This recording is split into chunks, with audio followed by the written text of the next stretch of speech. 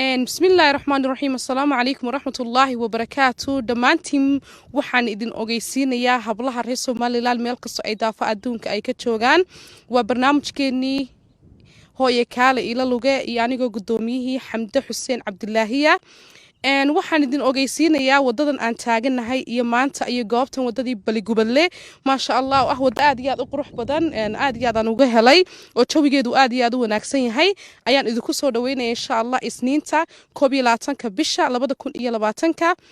waa inaynu halkan iskugu imano dhamaantiin hablaha Soomaaliland yaa la idinka waayin insha Allah halkan in ruucleynayna ordayna cararayna dawakeena badiya waxaan idin ogeysiinayaa wadadan aan taaganahay iyo maanta iyo goobtan wadadii Baligubadle ma sha Allah ah wada aad iyo aad u qurux badan aad iyo aad aan uga helay oo jawigeedu aad iyo aad u wanaagsan yahay ayaan idinku soo dhaweynayaa insha Allah isniinta 12 bisha 2020